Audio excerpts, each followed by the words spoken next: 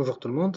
Donc, on va commencer un nouveau chapitre qui sera le dernier de l'année sur l'écoulement d'un fluide. Donc, ça fait partie de la mécanique, ce qu'on appelle la mécanique des fluides, la statique des fluides et la dynamique des fluides.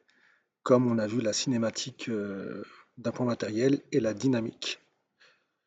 Donc, on va commencer rapidement. Il y a des choses que vous avez déjà vues l'année dernière et d'autres qu'on verra cette année. Donc, qu'est-ce qu'un fluide? Ça, vous le savez déjà normalement, c'est un milieu matériel continu déformable et qui peut s'écouler et qui épouse la forme de son contenant. Donc, si vous le mettez dans une bouteille, ça prend la forme de la bouteille, dans un seau, ça prend la forme du seau, etc. Pour un liquide, et pareil pour un gaz. Donc ça peut être un liquide ou un gaz. Donc les liquides et les gaz sont des fluides, et ils sont différents par euh, une caractéristique qui est le caractère compressible ou non. Les liquides sont des fluides incompressibles, ou plutôt peu compressibles. Qu'est-ce que ça veut dire? Ça veut dire que si je mets de l'eau dans un seau, par exemple, que je ferme ce seau-là avec une sorte de piston et que je mets un poids de plus en plus grand dessus, je m'assois, etc., euh, l'eau ne va pas se tasser plus, ne va pas se compresser. Pourquoi? Parce qu'en fait, il y a une force donc, qui est le poids que vous allez mettre sur ce piston qui sera compensé par le poids de l'eau.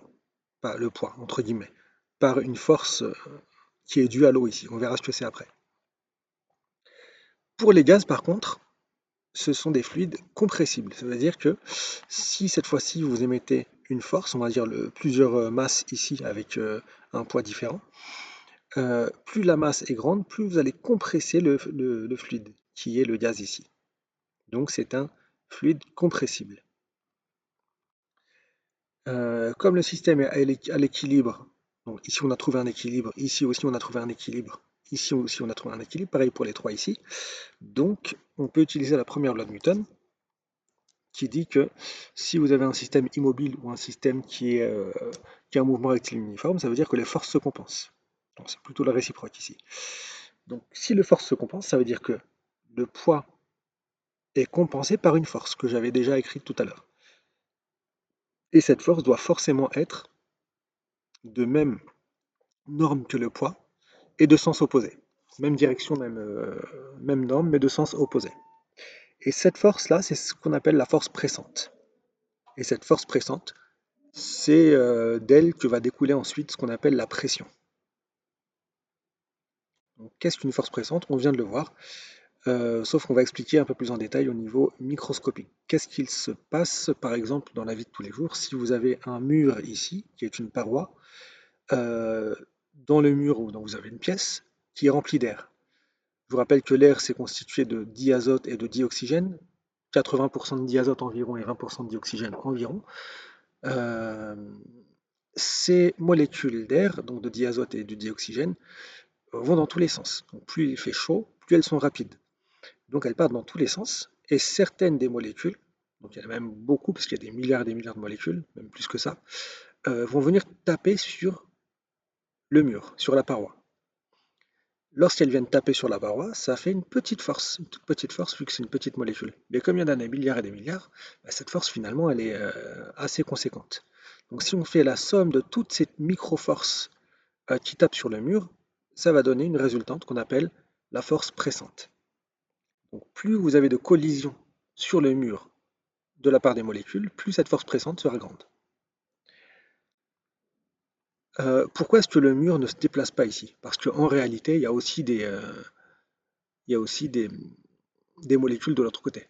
Donc s'il n'y avait pas de molécules de l'autre côté, la pression serait plus importante de ce côté-là que de l'autre côté. Donc la force pressante serait plus importante, donc le mur ou la paroi ici serait déplacé vers la droite. Donc la force pressante, il faudra que vous appreniez ça en fait.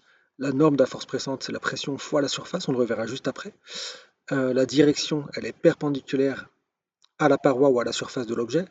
Le sens, c'est du fluide vers l'extérieur, vers la paroi si vous préférez, euh, parce que c'est le fluide qui va venir taper sur la paroi. Ensuite, le point d'application, ça va être le centre de la surface de contact. Donc si vous avez un grand mur, vous mettez ça au centre. Parce qu'en vrai, il y a plein de petites forces qui agissent tout au long du mur. Donc on va faire comme s'il n'y avait qu'une seule force qui était la résultante de ces forces. Donc, maintenant qu'on a vu ce qu'était la force pressante, qui était due justement à toutes les molécules de fluide, donc que ce soit d'air ou de liquide. Qu'est-ce que la pression? On voit ici qu'en fait les forces pressantes, quand on met un objet dans l'eau par exemple, les molécules viennent taper l'objet sur toutes ses faces. Donc sur ces faces-là, cette face-là, sur cette face-là, sur cette face-là, sur cette face-là.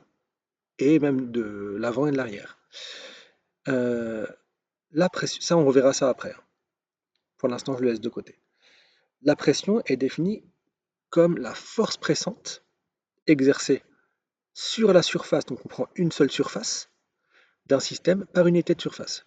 Donc si je prends cette surface-là, je vais calculer cette surface, on va dire que c'est un cube, donc c'est coté au carré, et je vais prendre la norme de la force, je la divise par la surface, et ça me donne la pression. Donc la pression, c'est simplement une force par unité de surface. Donc ce sont des newtons par mètre carré. Je vous l'ai déjà dit, donc voilà, c'est des newtons par mètre carré qu'on va nommer autrement, on va appeler ça le Pascal. Parce que Pascal, c'est lui qui, un des premiers, a travaillé beaucoup sur la pression, sur la notion de pression. Donc on appelle ça le Pascal. Le Pascal équivaut au newton par mètre carré. Donc euh, c'est l'unité du système international pour la pression. On va rapidement parler de l'atmosphère aussi, tout de suite, pour parler un peu de la pression qu'il y a au niveau de l'atmosphère. Donc vous voyez ici que l'atmosphère, elle est constituée de plusieurs couches. La température est différente selon ces couches-là, mais ce n'est pas ce qui nous intéresse ici. Ce qui nous intéresse, c'est la pression. Vous avez 1013 millibars, on verra ce que c'est après, 250 millibars à environ 10 km au-dessus du sol, à environ, 50 km au-dessus du sol, on a 1 millibar, etc., etc. Donc vous voyez que la pression diminue fortement quand on monte dans le ciel. Pourquoi? C'est dû à quoi? Voilà, je vous le remontre ici. Donc plus l'altitude est grande, plus la pression est petite. Donc là, c'est la pression en hectopascal. C'est à peu près la même chose. Je vous montrerai pourquoi après. Pourquoi en fait est-ce que c'est dû à ça? Parce que la pression, c'est simplement dû à la force pressante par unité de surface qu'il y a sur 1 mètre carré par exemple de surface de la Terre. Quand vous êtes sur Terre, il y a toute cette colonne d'air de l'espace jusqu'à la Terre qui agit sur vous. Donc tout le poids de cette colonne agit sur vous. Donc vous avez un gros poids sur vous. Donc la pression est énorme. Par contre, plus vous montez dans le ciel, plus vous êtes en altitude, plus euh, moins vous avez de molécules d'air au-dessus de vous. Donc ça veut dire que ce poids des molécules d'air va être moins conséquent sur vous. Donc vous allez subir une force qui sera moindre, une force pressante qui sera moindre, donc une pression qui sera moins importante. Et en fait, quand on arrive dans l'espace, là où il n'y a plus de molécules, la pression est nulle, ou presque nulle, on va dire. Donc l'équivalent de toute cette colonne d'air qui agit sur vous sur 1 mètre carré de surface de la Terre équivaut à une masse de 10 000 kg. Donc c'est comme si vous aviez 10 000 kg que vous portiez sur votre tête. Si votre tête fait 1 mètre carré, ce qui n'est pas vraiment le cas. Et ici, donc, vous avez l'équation qui vous donne, mais ça vous n'avez pas à l'apprendre, hein, qui vous donne l'évolution de la pression en fonction de l'altitude en fonction de la pression, peu importe. Et vous voyez que c'est une sorte d'exponentielle où ici vous avez plutôt une puissance. Mais ça, on verra pas ça tout de suite. Donc, vous avez toute cette colonne d'air au-dessus qui pèse sur vous, qui pèse sur le bateau par exemple. Donc cette colonne d'air-là a un certain volume. Elle va peser d'un poids qu'on va appeler force pressante. La force pressante, c'est donc égal au poids de l'air qu'il y a au-dessus de vous. Le poids de l'air, vous pouvez le calculer, c'est la masse fois l'accélération de la pesanteur, ou l'intensité de la pesanteur G. Comme Le vecteur unitaire k, je l'ai mis vers le haut, alors que l'accélération de la pesanteur est vers le bas. Ben, g c'est égal à, donc le vecteur g est égal à moins la norme de g multiplié par le vecteur unitaire k. Ensuite, la masse, vous avez appris que c'était la masse volumique fois le volume. Ici, il y aura une petite chose à revoir, je vais vous expliquer après. Donc la masse d'air, vous avez toujours appris que c'était la masse volumique, pardon, de l'air volumique multipliée par son volume. Le volume, si on prend un cylindre à base circulaire, ou à n'importe quelle base d'ailleurs, c'est la surface de la base multipliée par la hauteur. Donc je vais remplacer V par la surface de la base fois la hauteur de l'air. Et vous avez votre force qui est en fonction de la hauteur d'air qui est au-dessus de vous. Et cette force, elle est dirigée selon la même direction que K, mais le sens opposé à K, donc vers le bas. Sauf que l'air, on vient de voir que c'était un fluide compressible et qu'il avait une masse volumique qui n'était pas constante selon l'altitude. Donc on a vu tout à l'heure que plus vous étiez au niveau du sol, plus il y avait, on ne l'a pas vu d'ailleurs, mais plus vous êtes au niveau du sol, proche du sol de la Terre, plus vous allez être proche du centre de la Terre. Donc les molécules d'air qui sont proches du sol vont être attirées plus fortement par la Terre que celles qui sont plus en altitude. Donc ça veut dire que plus vous serez proche de la Terre, plus elles seront attirées, donc vous aurez une grosse proportion des molécules d'air qui seront proches de la surface de la Terre, et plus vous vous éloignez de la surface de la Terre, moins la densité est importante, ou moins la masse volumique sera importante. Donc ici, en fait, on n'a pas le droit de faire comme si la masse volumique était constante. Donc, en réalité, la masse d'air, c'est pas ρ fois V. Parce que ce ρ là, en fait, il n'est pas constant partout. Si je prends le ρ d'ici, bah, je fais comme si que dans toute cette colonne d'air, il y avait autant d'air qu'au début. Alors que ce n'est pas vrai. Donc, je n'ai pas le droit d'utiliser ρ fois V dans ce cas-là. Donc, on va revenir en arrière et on va juste prendre cette formule-là. Donc en fait, j'aurais dû barrer juste cette ligne-là et cette ligne-là, je me suis trompé. Donc on va reprendre F est égal à moins mr fois g fois k. Et on ne va pas aller plus loin. Pour ce qui est de l'air, parce que l'air est un fluide compressible, et vu que c'est un fluide compressible, il va avoir une masse volumique qui sera différente selon l'altitude. Comme on a vu que la pression était la force par unité de surface, la pression atmosphérique, ce sera la force exercée par l'air par unité de surface. On vient de voir que la force exercée par l'air, c'était ça, donc moins mr fois g fois k. Donc si je veux la norme, c'est juste mr fois g. Donc on n'a plus qu'à diviser par S. Donc la pression atmosphérique, c'est ça. Dans le supérieur, vous verrez une chose un peu plus précise. Mais moi, j'aurai besoin de ça tout à l'heure. Donc on va le garder comme ça.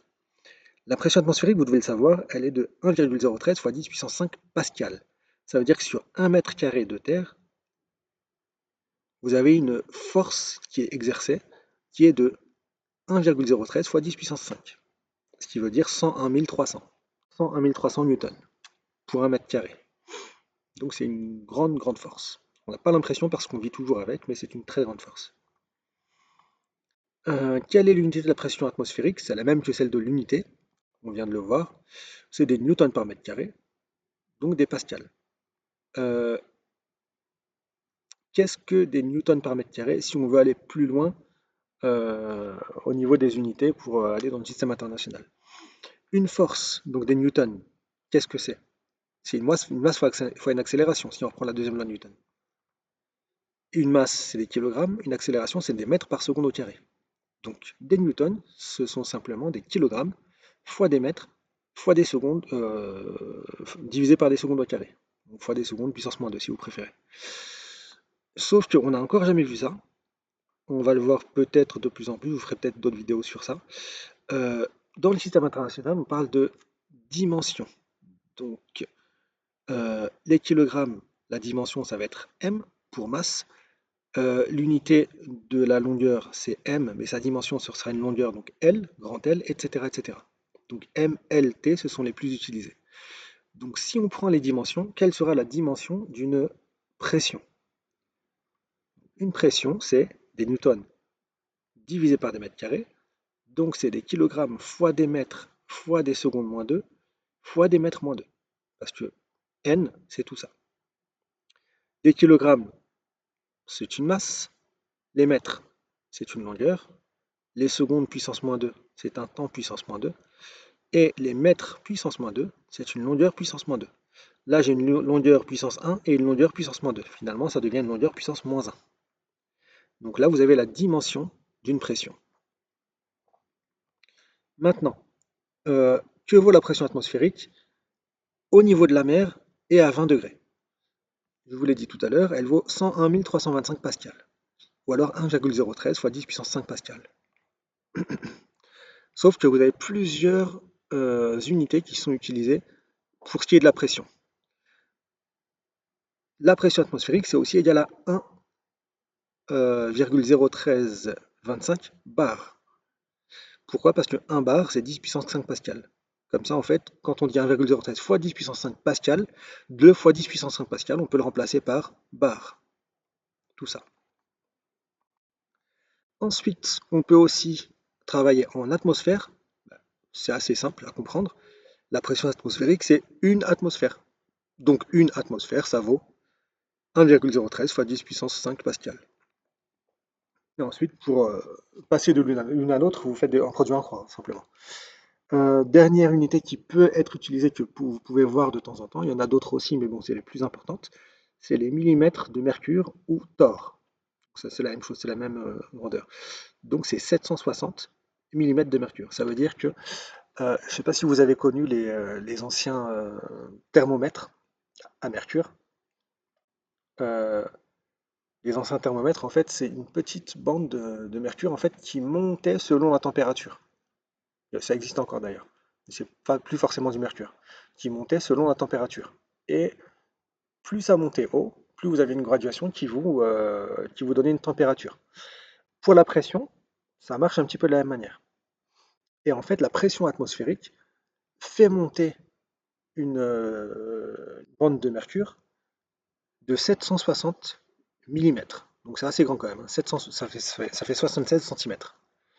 Donc ça fait monter à hauteur à peu près de 76 centimètres, pratiquement à mi-hauteur de votre corps. On va voir après pourquoi. Donc, quelle est la pression au point A? Vous êtes maintenant sous la mer. On a vu dans l'atmosphère comment est-ce qu'on pouvait calculer la pression atmosphérique. Bon, c'était un peu plus compliqué, donc on ne l'a pas forcément fait. Mais dans un fluide incompressible comme l'eau, ça va être un peu plus simple. Donc la force pressante qui est exercée en A, c'est toute la colonne qui se situe au-dessus de vous.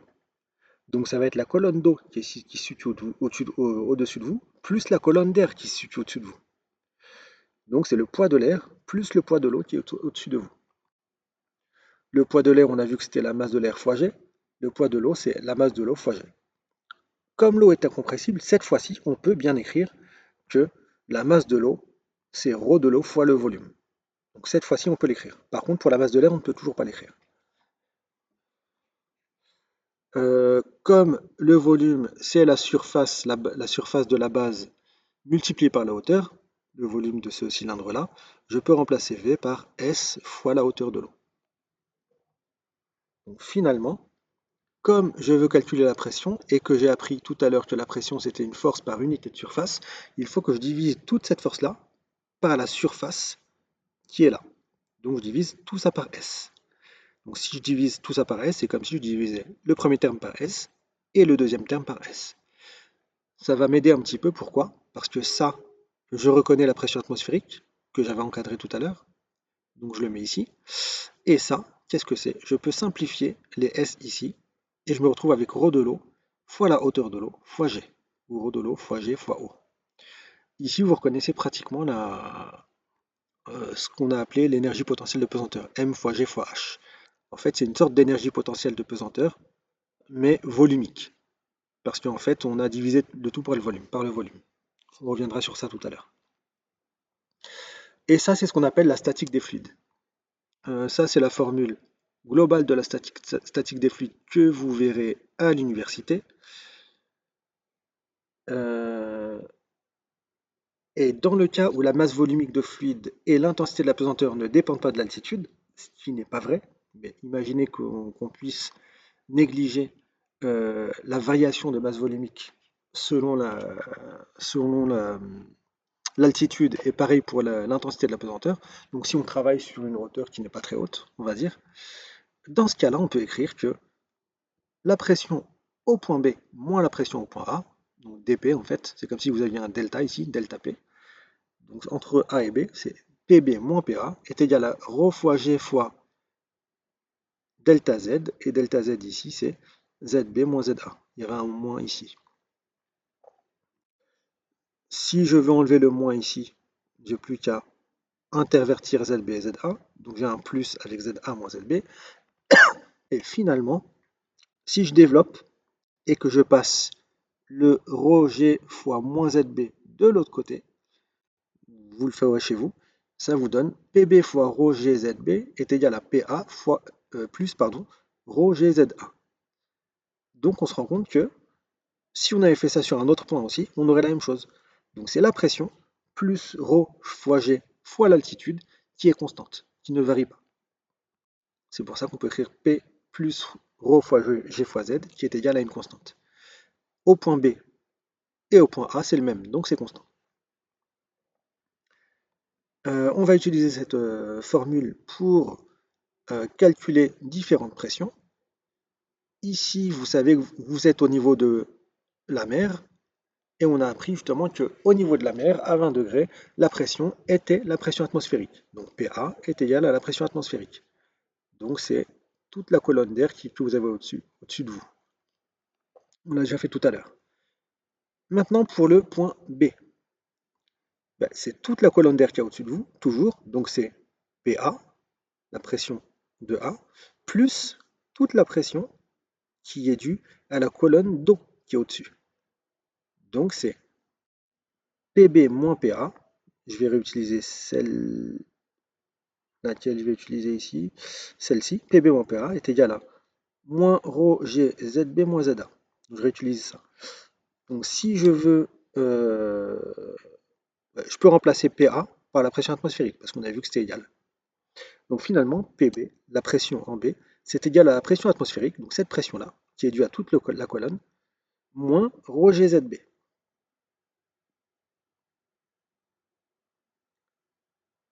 Pourquoi il y a un moins ici? Est-ce que ça voudrait dire que la pression en B est moins importante que la pression atmosphérique? Ce serait bizarre parce qu'en fait vous avez une colonne d'eau en plus par rapport à l'air, donc ça doit être plus important. C'est juste que le Z ici, ZB, faites attention, il est négatif. Donc moins ρg ZB, ça devient plus ρg fois la valeur absolue de ZB si vous voulez. Donc c'est quelque chose de positif ici. Donc faites attention. Ensuite le point C, il est ici, à la même altitude que le point B, et la loi de la statique des fluides vous dit que si vous êtes à la même altitude, quand le fluide est statique, seulement quand le fluide est statique, vous avez la même pression. Donc la pression au point C, c'est la pression au point B. Ensuite, au point D, on va faire la même chose. On peut prendre soit le point D et le point A, soit le point D et le point B, peu importe. Là, on va prendre D et A parce que souvent, ce qui nous intéresse, c'est la pression atmosphérique. Donc la pression au point D moins la pression au point A, c'est moins ρg fois ZD moins ZA. Donc comme tout à l'heure, la pression au point D, donc ça revient même que celui-là, c'est égal à la pression atmosphérique moins ρg ZD.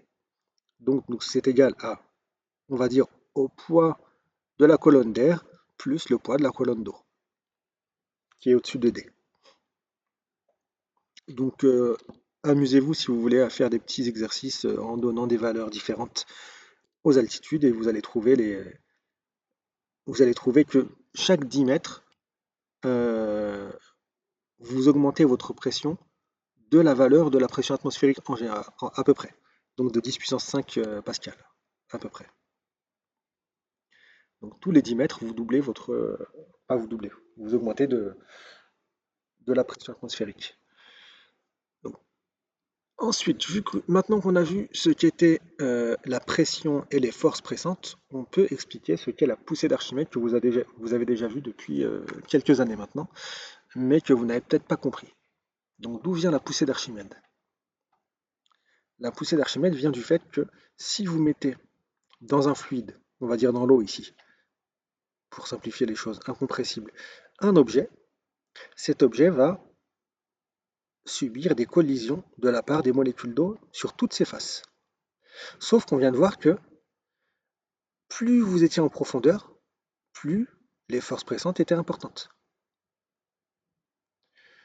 Donc ça veut dire que la face qui est en bas, donc ça c'est par rapport à ce qu'on a vu sur la loi de la statique des fluides, hein. Donc plus vous êtes en profondeur, plus la pression est importante, donc plus la force est importante, la force pressante. Donc ça veut dire que la force exercée par le fluide sur la face du bas est plus importante que celle sur la face du haut. Par contre, sur les deux côtés, vous avez la même force. En fait, la force est de plus en plus grande, plus vous allez en profondeur, plus c'est grand. Mais en fait, chaque force est compensée par celle qui est en face. Donc ça veut dire qu'on peut dire que F3 plus... Ah, je me suis trompé ici, c'est F3 plus F4 égale à 0. Donc F3 plus F4 égale 0. Donc on peut négliger ensuite F3 et F4. Ce qui va nous intéresser, c'est juste F1 et F2. Donc si je fais la somme de ces deux forces-là, F1 plus F2, donc la résultante de ces deux forces, qu'est-ce que ça va donner? La force F1, on a vu que c'était une force de pression ou force pressante, donc c'est la pression multipliée par la surface. Comme la force pressante est vers le bas alors que K est vers le haut, ça va être moins P1 fois S, la surface, qui est ici, donc la surface du haut, fois le vecteur unitaire K. Or, on a vu que P1, c'était égal à quoi? La pression à cet endroit-là. C'est égal à la pression atmosphérique moins ρg fois Z1. Donc ensuite, on remet S et K ici.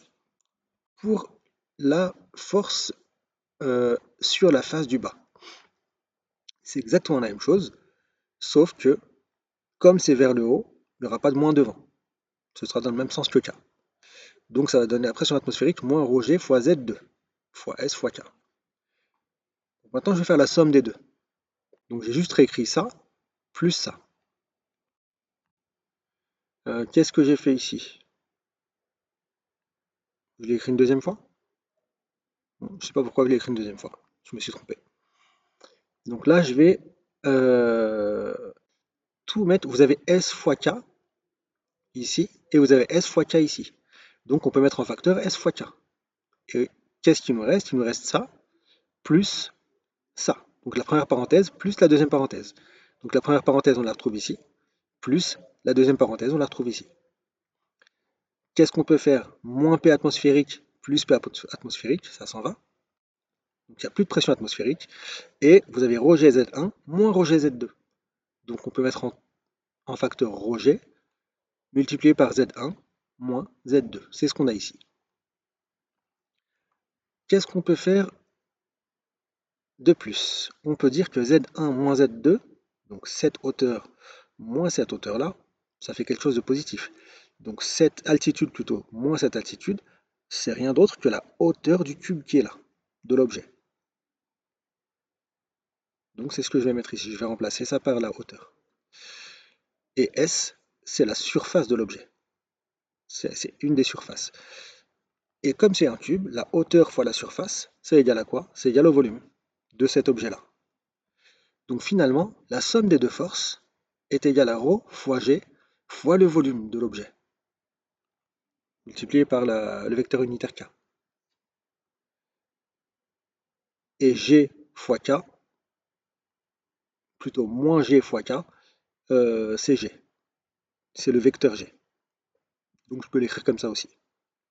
Donc finalement, la somme des deux forces, c'est moins ρ du volume, donc la masse volumique, pas du volume, du fluide, fois le volume de l'objet, du système, multiplié par l'intensité de la pesanteur. Et ce que je peux dire, c'est que cette somme des forces-là, cette résultante, je vais l'appeler pi, qui est la poussée d'Archimède. Donc finalement, au lieu de dire que j'ai ces forces-là et ces forces-là, ce qui est la réalité, hein, on va faire comme si il n'y avait qu'une seule force qui poussait finalement l'objet vers le haut, vu que ces forces-là sont plus importantes que les forces qui poussent vers le bas. Donc ça, c'est la poussée d'Archimède. Donc la poussée d'Archimède est la résultante des forces de pression exercées par le fluide environnant sur le système, donc sur chacune des faces. Et elle correspond au poids du volume de fluide déplacé. Pourquoi? Parce que quand vous mettez cet objet dans l'eau, ben, le niveau de l'eau va monter. Il va monter de combien? Donc de quel volume? C'est ça qui correspond à la poussée d'Archimède. Si vous prenez le volume d'eau qui a été déplacé et vous faites son poids à ce volume-là, donc M fois G, rho fois V fois G, ça vous donne la poussée d'Archimède.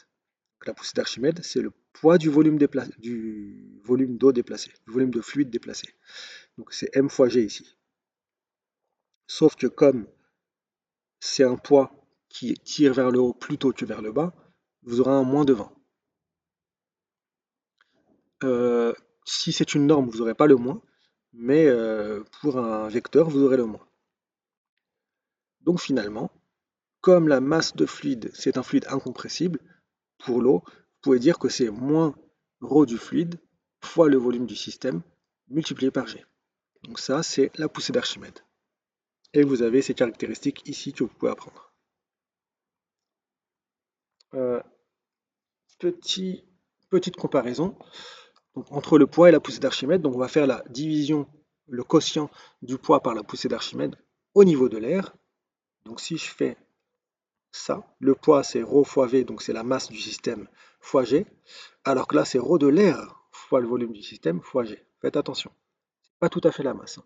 C'est la masse du volume, c'est la masse du volume de fluide déplacé. Donc vous prenez la masse volumique du fluide qui a été déplacé. Donc le système est dans un fluide, donc vous prenez la masse volumique du fluide pour la poussée d'Archimède. Sinon c'est la même formule pour ce qui est de la norme. Et finalement, le volume du système se simplifie, G se simplifie, il ne vous reste plus que le quotient des deux masses volumiques. Donc si le système est un homme dont la masse volumique est 985 kg par mètre cube et que la masse volumique de l'air c'est 1,20 kg par mètre cube, vous trouvez que le quotient des deux c'est 820. Qu'est-ce que ça veut dire? Ça veut dire que le poids est 820 fois supérieur, donc pratiquement 1000 fois supérieur à la poussée d'Archimède dans l'air. Donc on peut négliger la poussée d'Archimède dans l'air. Il n'y aurait pas beaucoup d'incidence. Si vous voulez être hyper précis, on ne le néglige pas, mais si vous voulez avoir un ordre de grandeur qui est assez proche de la réalité, vous pouvez négliger la poussée d'Archimède. Maintenant dans l'eau, on va faire la même chose. Donc finalement il nous reste le ρ du système sur ρ de l'eau, et ça vous donne ρ de l'eau, cette fois-ci, c'est pas 1,20 kg par mètre cube, c'est 1000 g par mètre cube. Donc c'est proche de l'homme, de la masse volumique de l'homme. Donc finalement, ça vous donne 0,985. Qu'est-ce que ça veut dire? Ça veut dire que c'est pratiquement, la poussée d'Archimède est pratiquement égale au poids de l'homme. Elle est même légèrement supérieure au poids de l'homme. Donc impossible de négliger la poussée d'Archimède dans l'eau. La preuve, c'est que si vous allez dans l'eau, ben, vous n'allez pas forcément couler tout de suite. Vous allez peut-être flotter, ce qui n'est pas le cas dans l'air. Donc si vous sautez du 3e étage, ne pensez pas que vous allez flotter. Ensuite, cette fois-ci, on va voir pas la statique des fluides, mais la dynamique des fluides. Qu'est-ce qui se passe quand il y a une certaine vitesse au fluide, à l'eau par exemple, de l'eau qui s'écoule dans un conduit, dans un tuyau. Le régime permanent, donc, pardon, ça correspond à un écoulement dans lequel le vecteur vitesse d'un point du fluide, donc vous prenez un point du fluide, et le vecteur vitesse reste constant. Ça veut dire que n'importe quelle molécule qui passe par là aura la même vitesse. C'est pas toujours vrai, hein. Le régime n'est pas toujours permanent. Parfois, vous avez des tourbillons, etc. C'est un peu plus turbulent. En régime permanent, l'écoulement d'un fluide est donc constant. Vous avez toujours la même vitesse. Et par définition, un débit, qu'est-ce que c'est? C'est quelque chose divisé par une unité de temps. Donc si on parle de débit volumique, le débit volumique, ce sera le volume divisé par une unité de temps. Donc c'est le volume divisé par delta t. Donc on peut dire que la vitesse, par exemple, quand on fait v divisé par delta t, petit v, donc d, pardon, divisé par delta t, la distance divisée par la durée, on peut dire que la vitesse d'un système, c'est un débit de longueur, un débit de distance. Alors que là, c'est un débit volumique. Attention, dans un débit volumique, le volume doit être en mètres cubes et le débit volumique en mètres cubes par seconde. Donc, tout dépend. Si vous avez un débit volumique en litres par seconde, votre volume peut être en litres. Mais attention à ce que les deux soient en cohérence. Euh, on a vu tout à l'heure que le volume d'un prisme, par exemple, c'est la surface de la base multipliée par sa hauteur ou par sa longueur. Et finalement, je ne sais pas si je l'ai mis ici, non. Finalement, on voit que une longueur divisée par une durée, je viens de le dire tout à l'heure, qu'est-ce que c'est? C'est une vitesse. Donc je peux remplacer L divisé par V par une vitesse. Ou alors je peux dire que, c'est ce que j'ai mis ici, que L c'était égal à V fois delta t. Bon, c'est ce que j'ai mis ici, mais ce revient même. Donc c'est V fois delta t, et après les delta t se simplifient. Qu'est-ce qui me reste? Il me reste que le débit volumique, c'est égal à la surface fois le volume. Donc, dans une tuyauterie, vous avez de l'eau qui se déplace ici. Le débit volumique, ce serait égal à la surface qui est ici, fois la vitesse. Ici, ce sera égal à la surface qui est ici, qui est plus grande, fois la vitesse. Et comme le débit volumique, on va le montrer après, est constant, donc ça veut dire que si vous avez une surface petite, la vitesse doit être grande, pour que ce soit égal à ici. Une surface plus grande, donc une vitesse plus petite.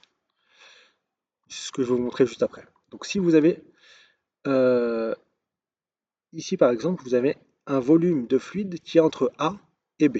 Donc toute cette eau-là, elle se déplace. Pendant delta t, elle va se déplacer de A à B vers A'B'. Donc, ce qui était en A se retrouve en A', ce qui était en B se retrouve en B'. Donc, finalement, quel est le volume d'eau déplacée de ce côté-là et de ce côté-là? On sait que ce volume, c'est égal à ce volume-là. Parce que ce qui a été perdu d'un côté, ça a été gagné de l'autre côté. C'est ce qui a avancé de l'autre côté. Donc, VA égale VB. Or, on sait que le volume, qu'est-ce que c'est? C'est, ce qui était au-dessus là, c'est la surface fois la vitesse fois delta T. Donc S1, j'aurais plutôt dû l'appeler SA fois VA fois delta T égale à S2, SB pardon, fois VB fois delta T. Le delta T se simplifie et finalement on trouve que S1 fois V1 égale à S2 fois V2. Qu'est-ce que c'est? SV, c'est le débit volumique. Donc le débit volumique au point A est égal au débit volumique au point B. Donc ça veut dire que le débit volumique est constant dans un régime permanent. Et si le débit volumique est constant, on peut dire que S fois V égale à une constante. Donc S est égal à K divisé par V, une constante divisée par V. Donc S et V sont inversement proportionnels. Donc ça veut dire que si vous avez une grande surface, la vitesse va être plus petite. Si vous avez une petite surface, la vitesse sera plus grande. Donc en gros, c'est pour ça que quand vous pincez un tuyau, vous diminuez sa surface et ça augmente la vitesse du jet. Alors que si vous arrivez à augmenter la surface du tuyau, ben vous aurez un débit, une vitesse de l'eau qui sera beaucoup moins importante. Donc ça, c'est dû à la conservation du débit volumique. Maintenant, on va passer à la relation de Bernoulli. Je vais rapidement la démontrer, même si c'est une démonstration un petit peu bancale. Vous verrez la démonstration dans le supérieur, vous avez besoin de mathématiques bien plus poussées. Donc là, j'ai fait la démonstration avec le théorème de l'énergie cinétique. Elle n'est pas à connaître, cette démonstration, parce que c'est pas la réelle démonstration, mais c'est pour vous faire comprendre ce qui se passe. Donc la variation de l'énergie cinétique entre deux points est égale à la somme des forces extérieures. Quelles sont ces forces extérieures? Le poids, qui a pour coordonnées 0 moins mg, que vous voyez ici. Deuxièmement, vous avez deux forces, la force FA et la force FB. Là, on parle de l'eau qui est entre A et B.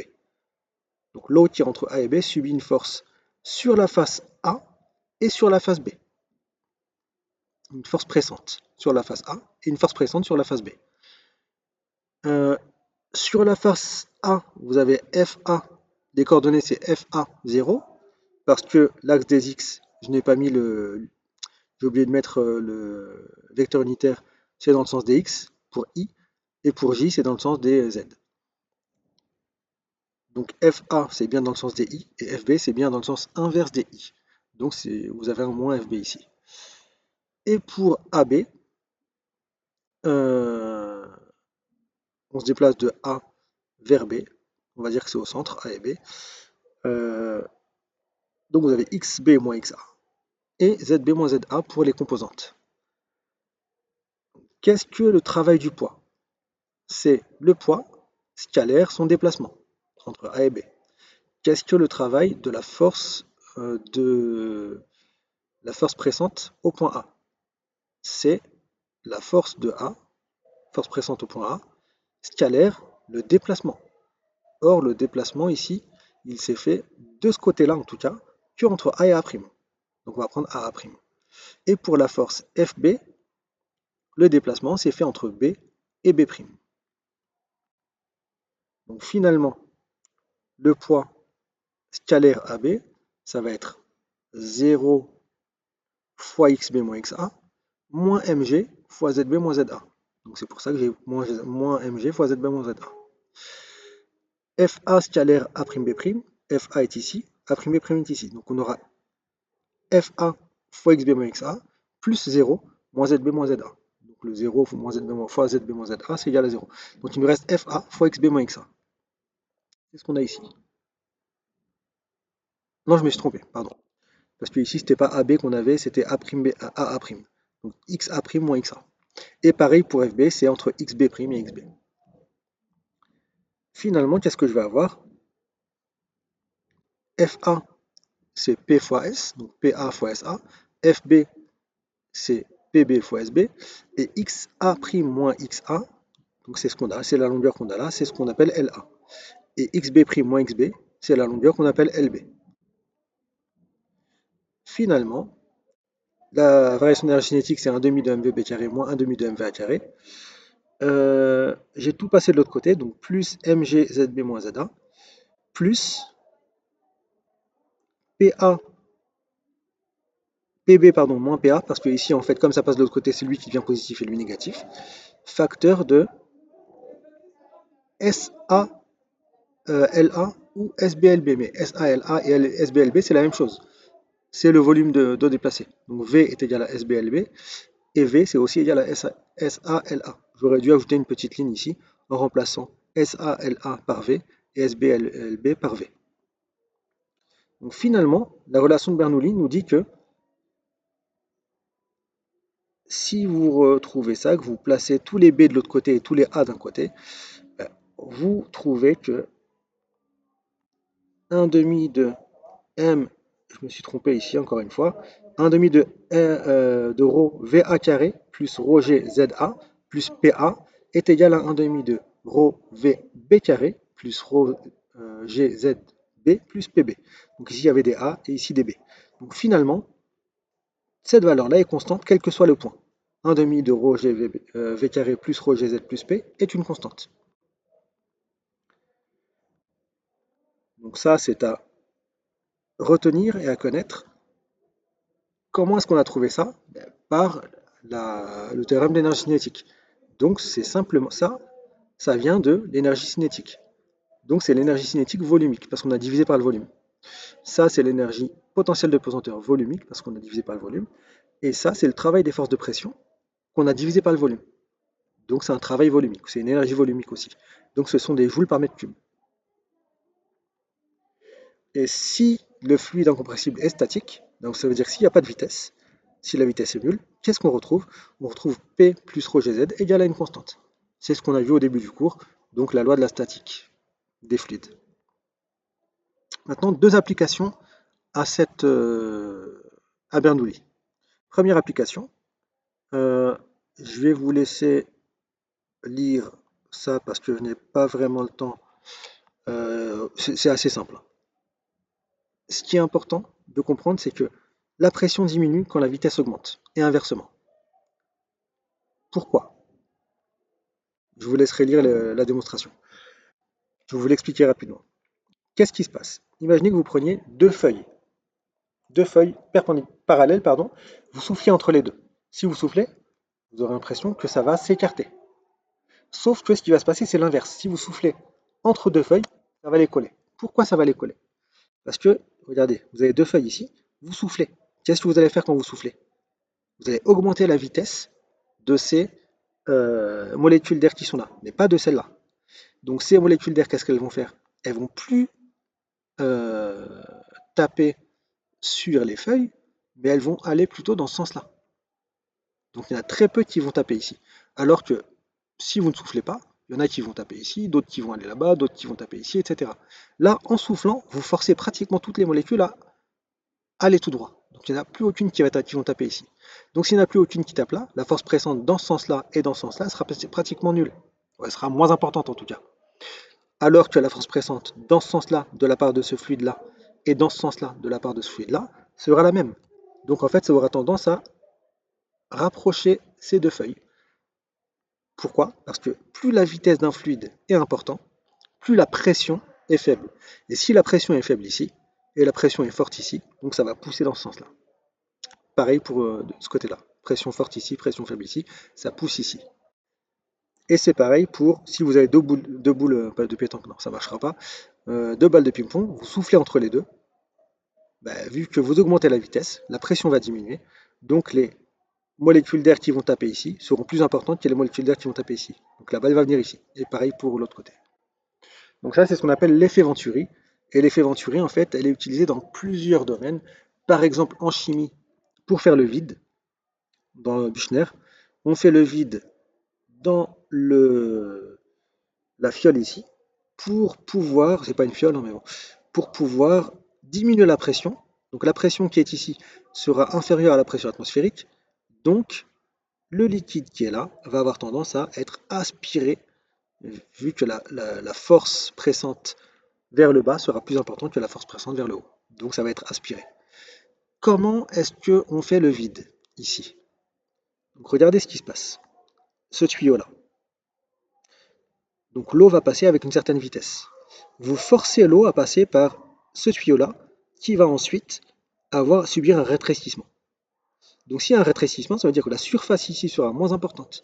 Et on a vu que quand la surface était moins importante, la vitesse était plus importante.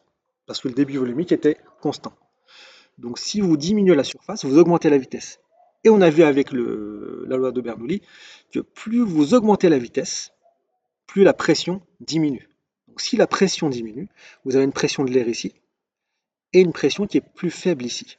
Donc l'air va avoir tendance à venir vers la pression plus basse.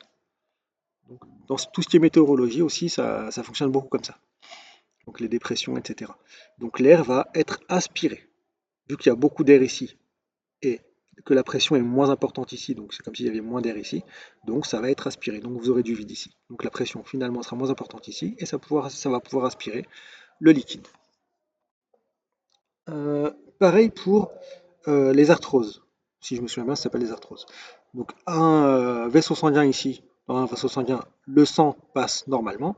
Si vous avez un rétrécissement qui est dû à une artère qui est bouchée, la surface sera moins importante ici, donc la pression sera moins importante à l'intérieur. Donc comme la pression est moins importante à l'intérieur qu'à l'extérieur, donc l'extérieur va avoir tendance à presser ici et ça va se boucher. Troisième cas, ça c'est je vous conseille de le faire à la maison. Vous prenez juste un sèche-cheveux, vous prenez la balle de ping-pong, vous allumez le sèche-cheveux, vous mettez juste au-dessus, et vous allez voir que la balle va tenir en suspension. Et même si vous allez en biais, la balle va toujours tenir, elle ne va pas tomber, jusqu'à un certain moment. Pourquoi? Parce qu'en fait, que fait le sèche-cheveux? Il augmente la vitesse des particules ici. Donc s'il augmente la vitesse des particules dans cet endroit-là, ça voudra dire que la pression sera moins importante. Alors que sur ce côté-là et sur ce côté-là, la pression sera plus importante. Donc ça veut dire que les molécules d'air vont taper la petite balle de ce côté-là et de ce côté-là pour la maintenir dans ce flux.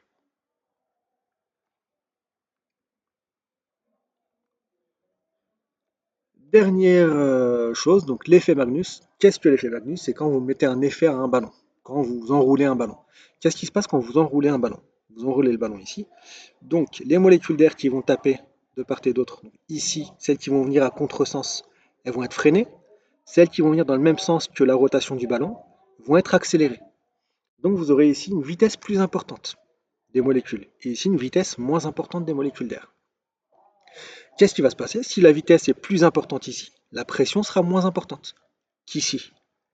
Si la pression est moins importante, si la pression est moins importante ici qu'ici, donc là, ça veut dire que la force pressante ici est plus importante que celle qui est ici. Donc vous aurez finalement une résultante qui sera dans ce sens-là, qu'on va appeler l'effet Magnus.